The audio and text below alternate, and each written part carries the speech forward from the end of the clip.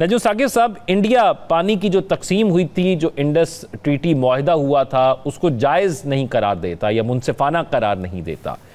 तो उस मुआहदे के हवाले से मैं बुनियादी तौर पर स्टार्ट में ये जानना चाहूँगा, इससे पहले ये आलमी अदालत की तरफ चलें, कि इंडिया का क्या मौक़िफ़ है, क्यों जायज़ नहीं करार देता और किस तरह ये मुआहदा जायज़ है?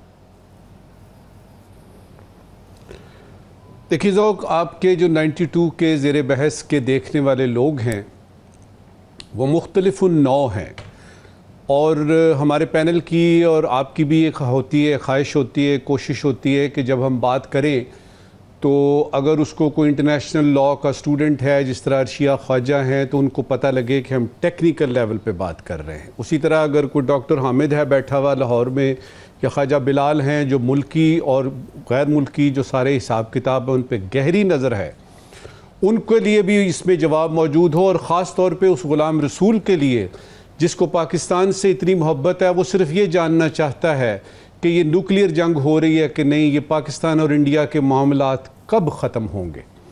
सबसे पहले बात करते हैं कि इस मुआहदे की जिसने आपने बात की है। देखिए 1960 में जब ये हुआ तो उस वक़्त ये था कि मगरबी दरिया जो हैं वो पाकिस्तान के और मशरक़ी दरिया जो हैं वो हिंदुस्तान के। लेकिन यूँ हुआ कि बदकिस्मती से चंद महीनों और कुछ बरसों के बाद ही हिंदुस्तान ने इस मुआहदे की वायलेशन शुरू कर दी। सबसे पहले जो है वो सलाल डैम बना और उसके ऊपर हम गए, हमने कहा, और यानी बाद में उसकी मॉडिफिकेशंस आ गई। फिर बगलीहार डैम बनता है, फिर उसके बाद किशनगंगा बनता है, फिर रतले बनता है। तो मुसलसल जो है वो आपकी वायलेशन होती रहती है इस ट्रीटी की। रन ऑफ द रिवर पे वो एक जगह बाद दीगरे जो है वो डैम बनाता चला जाता है और इस ट्रीटी की वायलेशन करता है।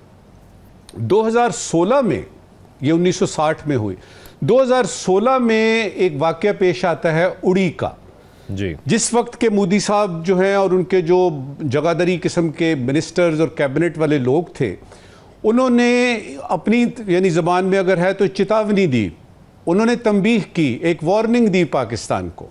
और मोदी साहब ने ये कहा कि blood can not be separated from water.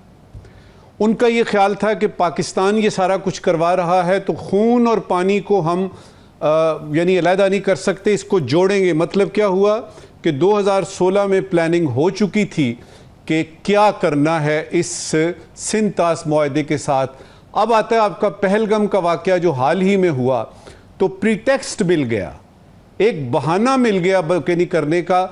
ना उस पर कोई किसी किस्म की जो है वो तफ्तीश हुई, पाकिस्तान ने ऑफ़र की, नहीं मानी, और दुनिया भर में कहा गया कि जी बताएं तो सही ना हुआ क्या है, कुछ सबूत वगैरह दें। किसी ने नहीं मानी। अच्छा, अब उन्होंने हमला कर दिया, पाकिस्तान ने बुनियादुन मरसूस दिया, मार्का हक होता है और अल्हम्दुलिल्लाह पाकिस्तान को जो है वो फतह नसीब होती है। टेक्निकली अगर आप देखें तो एक दफ़ा फिर से ये जो आर्बिट्रेशन कोर्ट है आपकी दी हेग बेस्ड नेदरलैंड में है, इसने कहा है, दो बातें इसने इंपॉर्टेंट की हैं और ये चंद दिन पहले की बात है जी। इन्होंने कहा है कि ये इंडिया पानी नहीं रोक सकता, लेट गो का उन्होंने यानी लफ्ज़ इस्तेमाल किया है।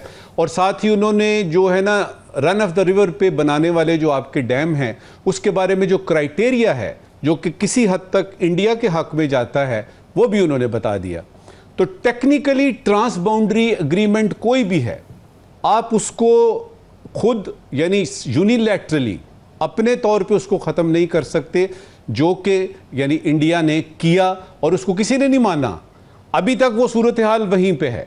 यानी टेक्निकली अगर आप देखें तो दिस ट्रीटी इज़ इन अबेंस, कि यानी इसको उन्होंने कोने में लगा दिया हुआ है और कहा है कि जी हम इस ट्रीटी को नहीं मानते। और उन्होंने साथ में ये भी कहा है कि अब हमारी मर्जी है, अब ये मगरबी दरिया भी जो है ना इनको हम इस्तेमाल करेंगे, आपने जो करना है कर लें। मॉरली अगर आप देखते हैं तो उसका जवाब चाइना से आता है। चाइना कहता है अच्छा आप यानी ऊपर वाले हैं ना, अपर राइपेरियन के हैं, पाकिस्तान लोअर राइपेरियन का है, पानी इधर से बह रहा है और आप पानी रोक रहे हैं, तो इधर देखिएगा कि हम ऊपर हैं और आप नीचे हैं, हम भी रोक सकते हैं। यहाँ से बात शुरू होती है कि इंडिया को पता लगता है कि मॉरल आर्ग्यूमेंट भी एक चीज़ होती है। आप पानी रोक कैसे सकते हैं, ठीक है, आपने, और फिर एग्रीमेंट भी उसके बारे में हुआ हो। लिहाजा इस वक्त एक लल पीरियड है, एक डेड एंड आया हुआ है जिसमें कि इंडिया की तरफ से सिर्फ और सिर्फ ये आ रहा है कि उधर से थ्रेट आते हैं, और इस जंग के बाद से मुकम्मल खामोशी है। अभी ये आर्बिट्रेशन कोर्ट ने जो फैसला किया है इसके बारे में उन्होंने कुछ नहीं कहा, ना हाँ कहा ना कहा। किशन गंगा की दफा जब आया था इसी आर्बिट्रेशन कोर्ट का, तो उन्होंने कहा था जी हम इस आर्बिट्रेशन कोर्ट को मानते ही नहीं है, हम तो न्यूट्रल एक्सपर्ट को मानते हैं। याद रहे कि इसमें जो है ना, जो इस ट्रीटी में एक मैकेनिज्म दिया गया हुआ है कि अगर कोई बीच में हो जाए, गड़बड़ हो जाए, कोई तनाज़ा आए तो उसमें आर्बिट्रेशन कोर्ट में जा सकते हैं। न्यूट्रल जो है ना वो एक्सपर्ट जो हैं उनको मुतय्यन किया जा सकता है। और माजी में हमने देखा कि इंडिया ने जब उसकी मर्जी की बात आती है तो वो कहता है जी न्यूट्रल एक्सपर्ट ठीक है, जब उसकी मर्जी की बात नहीं आती, जैसा कि अभी ये आर्बिट्रेशन कोर्ट ने कहा है, तो वो कहता है जी कि हमें ये नहीं मंजूर। ये है सूरत हाल इस वक्त की। अब जब भी जंग होती है तो दुनिया के तमाम मुआहदे एक तरफ पड़े रह जाते हैं, चाहे वो शिमला एग्रीमेंट है, चाहे वो आपकी सिंतास मुआहदा है, ये सारे मुआहदे एक तरफ पड़े हुए हैं।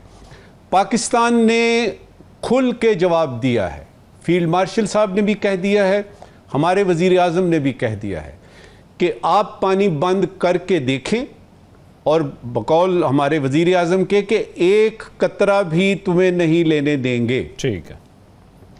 ये बताने के बाद कि अब थोड़ी देर के लिए ज़रा रुक जाते हैं ना, हम देखते हैं वो क्या करते हैं। अभी तक उन्होंने पानी रोका नहीं है। आप इस वक्त सिर्फ ये देखिए कि जो पानी इस वक्त आ रहा है आपकी कुदरत की तरफ से, उसको कैसे आपने बचाना है। थोड़ा सा अपने आप को भी थोड़ी देख लेते हैं। जब वो वक्त आएगा जब हिंदुस्तान इस तरह का कोई इकदाम उठाएगा जो कि पूरी की पूरी वायलेशन होगी हर तरह की, तो हम जवाब देंगे। लेकिन दरिया असना क्या करना है? आप रेजर्वॉयर्स बनाने के लिए क्यों नहीं तैयार? आप इस पानी को जो सैलाब की सूरत में है क्यों नहीं तैयार? आपकी जो वाटर पॉलिसी है उस पर अमल क्यों नहीं करते? ये जो लाखों यानी लीटर आपका रोजाना पानी जाया होता है, इसको क्यों नहीं बचाते? और क्यों नहीं ये देखते कि इसमें हो सकता है, वो कहते हैं ना कि कोई सिल्वर लाइनिंग है, कोई ये यानी डिस्गाइस में आपको कोई यानी अच्छी चीज़ मिल रही है, तो इसको अगर आप अच्छी तरह से लें तो देखें कि एक वेकअप कॉल है। अच्छा, आखिरी बात इस वक्त की, क्योंकि बाकी पैनलिस्ट भी बैठे हैं, उन्होंने भी बातें करनी है। देखिए 2016 में जो मैंने उड़ी का वाक़े का जिक्र किया ना, उसके बाद से 3 स्टेप्स थे जो इंडिया ने लेने थे, जो प्लानिंग हो चुकी थी। और ये वसूख से बात कर रहा हूँ, हवा में बात नहीं कर रहा। पहले ये था कि कश्मीर को, जो मकबूजा कश्मीर है, अपने तसल्लुत में लेना है, उसको यूनियन का हिस्सा बनाना है 2016 में।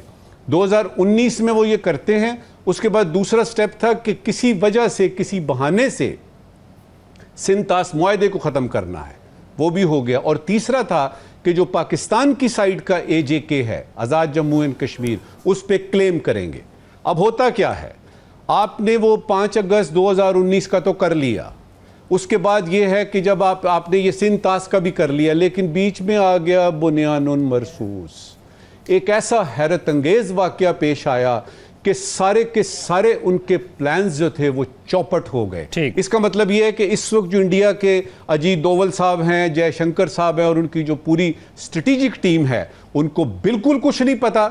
और ये वो वक्त आता है जब आदमी अपनी अना पीछे करता है और देखता है कि यार ये हो तो गया, अब मज़ीद हजीमत से बचते हैं, कोई अमन की बात करते हैं, कोई मज़ाकरात शुरू करते हैं, और कुछ नहीं तो हाई कमिश्नर्स ही भेज देते हैं एक दूसरे की कंट्री में, क्योंकि हमसाए तो आप बदल नहीं सकते,